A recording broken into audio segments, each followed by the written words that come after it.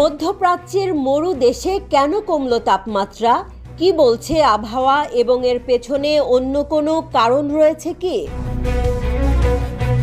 বিশ্বের অন্যতম গরম অঞ্চল হিসেবে পরিচিত কুয়েত ও সৌদি আরবে সম্প্রতি ঘটেছে এক বিরল ঘটনা। যে দেশে বছরের অধিকাংশ সময় অস্বাভাবিক গরম থাকে, সেখানে তাপমাত্রা নেমে গেছে -3 ডিগ্রিতে। একবার ভাবুন তো, এমন মরুভূমির আবহাওয়ায় শীতের তীব্রতা অবিশ্বাস্য নয় কি? কুয়েতের আবহাওয়া দপ্তরের নির্বাহী পরিচালক দাহরার আল আলী জানাচ্ছেন, দেশটি বর্তমানে একটি বর্ধিত উচ্চচাপের প্রভাবে রয়েছে, যা ঠান্ডা ও শুষ্ক বাতাস নিয়ে আসছে। এই আবহাওয়ার উচ্চচাপ মিলে সৃষ্টি করছে এমন এক শৈত্যপ্রবাহ, যা কুয়েতের বিভিন্ন অঞ্চলে তাপমাত্রা নেমে গেছে 3 ডিগ্রিতে। তুষারপাতও হচ্ছে মরুভূমির আকাশ থেকে। তবে শুধু কুয়েতই নয়, সৌদি আরবেও একই অবস্থা। মধ্যপ্রাচ্যের অপর মরু দেশটিতেও তাপমাত্রা নেমে গেছে -3 ডিগ্রিতে। সৌদি আরবের কিছু অঞ্চলে এমন তীব্র শীত পড়ছে যা অভূতপূর্ব। তাবুক, আল জাওয়াফ এবং উত্তরাঞ্চল সহ উপকূলীয় এলাকায় একই পরিস্থিতি দেখা দিয়েছে। কুয়েতের মতো সৌদিরও বিভিন্ন স্থানে তুষারপাতের খবর পাওয়া যাচ্ছে। কিন্তু এই শীতল হাওয়া কি শুধুমাত্র একেবারে প্রাকৃতিক ঘটনা? এর পেছনে কোনো পরিবেশগত পরিবর্তনও কি কাজ করছে?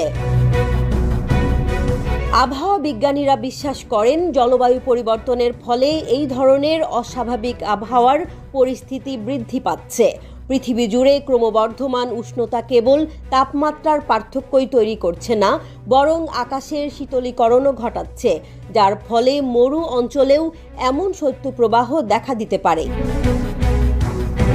দাহরার আল আলী বলেন, খুব শিগগিরই শৈত্যপ্রবাহ থামার সম্ভাবনা নেই। আগামী শুক্রবার পর্যন্ত অব্যাহত থাকবে শৈত্যপ্রবাহ। শুক্রবারের পর থেকে ধীরে ধীরে বাড়তে শুরু করবে তাপমাত্রা। আবহাওয়া দপ্তরের বরাত দিয়ে কুয়েতের সংবাদ মাধ্যমগুলো জানিয়েছে, গত সোমবার থেকে মাত্র 17,818 বর্গ কিলোমিটার আয়তনের এই দেশটির সর্বত্র তাপমাত্রা -3 ডিগ্রি সেলসিয়াস থেকে -6 ডিগ্রি সেলসিয়াসে ওঠানামা করছে। দেশ জুড়ে ব্যাপক শীতল বাতাস বয়ে যাওয়ার পাশাপাশি বিভিন্ন জায়গায় তুষারপাতের খবরও পাওয়া গেছে। কুয়েতের আবহাওয়া দপ্তর বাসিন্দাদের বিশেষ করে ভোরবেলা বাইরে না বের হতে সতর্ক করেছে। সৌদি আরবেরও একই পরামর্শ, জরুরি প্রয়োজন ছাড়া বাইরে না বের হওয়া এবং ঠান্ডার বিরুদ্ধে ব্যবস্থা নেওয়ার জন্য।